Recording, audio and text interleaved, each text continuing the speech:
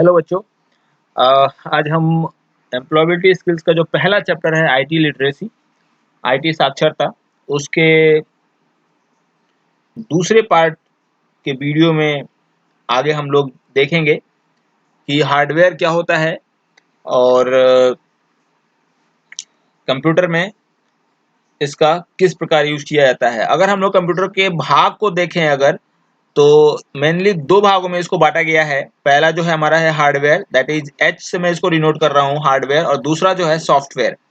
आप समझिएगा हार्डवेयर और सॉफ्टवेयर क्या होते हैं। हार्डवेयर कंप्यूटर के वे डिवाइसेज होते हैं जिनको हम लोग टच कर सकते हैं, जिनको हम लोग छू सकते हैं, जैसे कीबोर्ड, माउस, मॉनिटर, प्रिंटर। ये सारे जो डिवाइसेज हैं वो हमारे हार्डवेयर हैं। सॉफ्टवेयर वो डिवाइसेज होते हैं जिनको हम लोग अपनी आंखों से देख नहीं सकते हैं, उन्हें छू नहीं सकते हैं, ठीक है। तो वो सॉफ्टवेयर कहलाते हैं। एक्चुअली ये सॉफ्टवेयर जो होते हैं प्रोग्राम होते हैं जिनको हम कंप्यूटर में इंस्टॉल करते हैं।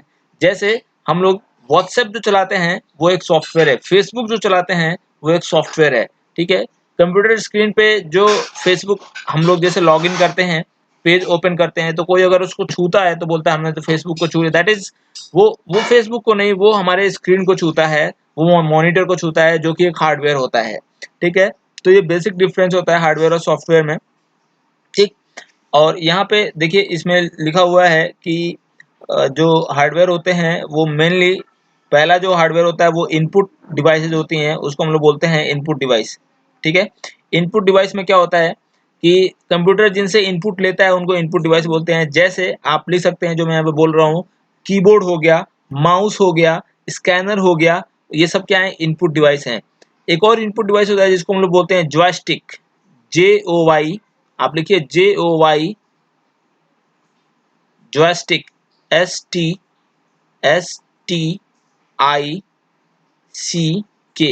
जॉयस्टिक।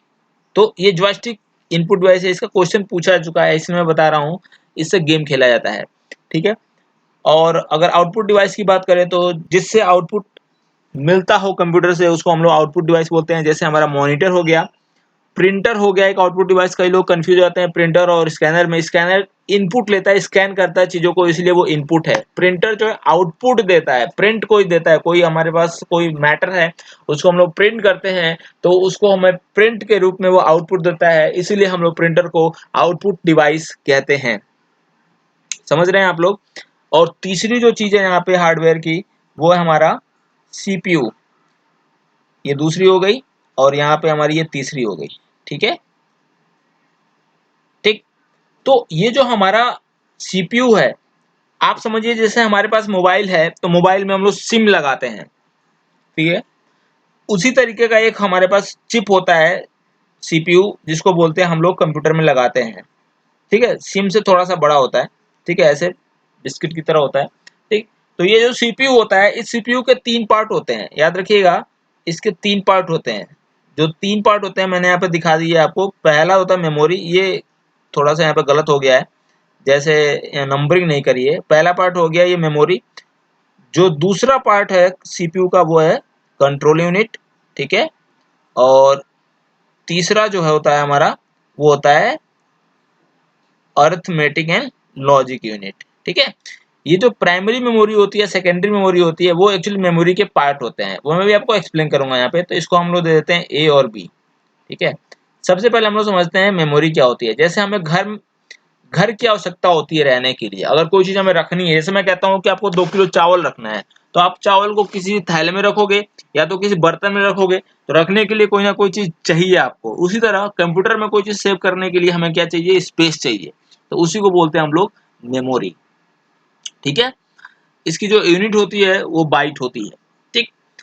हम इसके क्वेश्चंस देखेंगे, हमारे जो क्वेश्चंस की जो सीरीज आएगी उसमें हम लोग देखेंगे तो हमको बहुत समझ में आएगा। अभी पहले आप बेसिक समझ लीजिए।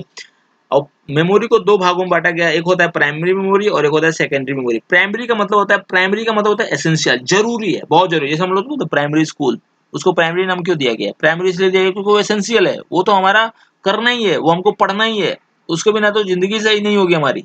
तो मेमोरी जो होती है वो प्राइमरी मेमोरी जो होती है, मेन मेमोरी बोलते हैं उसे। ये भी क्वेश्चन है एक, मेन मेमोरी किसे कहा जाता है? प्राइमरी मेमोरी को।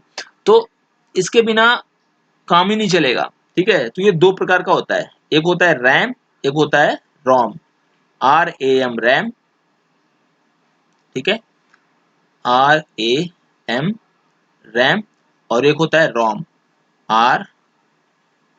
ROM रोम, ठीक है। पहले का फुल फॉर्म होता है रैंडम एक्सेस मेमोरी, आप लिख लीजिएगा, आपको क्वेश्चन भी मिलेंगे, आप बस समझ लीजिए रैंडम एक्सेस मेमोरी।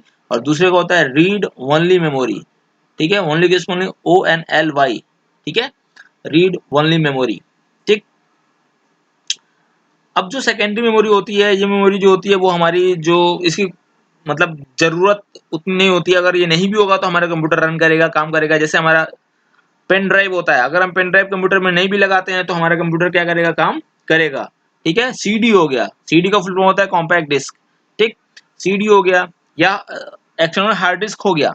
ये सब चीजें जो होती हैं सेकेंडरी होती है। सेकेंडरी मतलब द्वितीय, मतलब जरूरी नहीं है, हो तो ठीक, नहीं हो तो भी ठीक, ठीक। तो अगला जो हमारा पॉइंट है कंट्रोल यूनिट, ठीक है। कंट्रोल यूनिट की जरूरत इसलिए पड़ती है क्योंकि मैंने आपको कंप्यूटर को बताया, मैंने आपको बताया कि कंप्यूटर का जो IQ होता है वो 0 होता है। कंप्यूटर का अपना खुद कुछ नहीं होता है। वो काम कैसे करता है, वो सेट ऑफ इंस्ट्रक्शन पे काम करता है। वो इंस्ट्रक्शंस कौन कंट्रोल करता है, उसको बोलते हैं हम लोग कंट्रोल यूनिट। ये सारे इंस्ट्रक्शन जो हम देते हैं उसको कंट्रोल इकाई जो होती है वो कंट्रोल करती है, और हमें कैसे चीजों को करना है वो निर्धारित करती है, ठीक।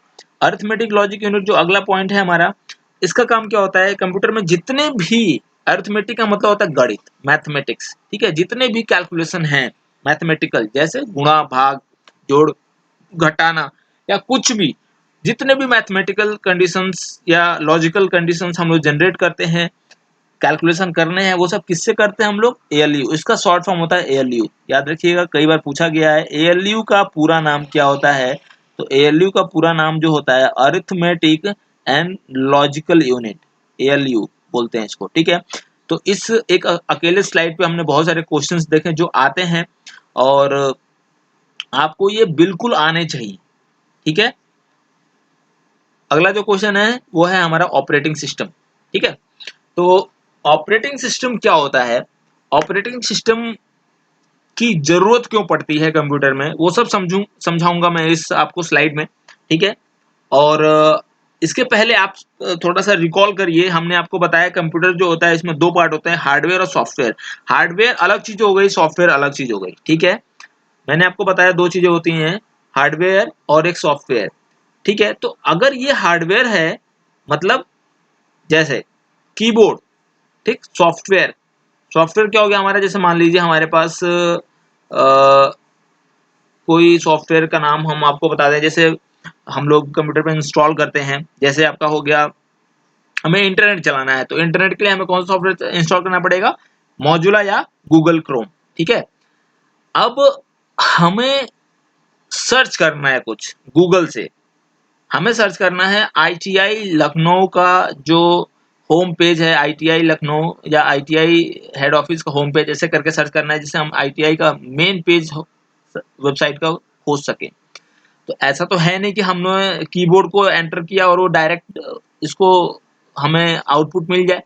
बीच में इनके कनेक्शन का, इनके बीच में ये दो अलग अलग चीजें हैं, तो इनका कोई मध्यस्थता करने वाला चाहिए।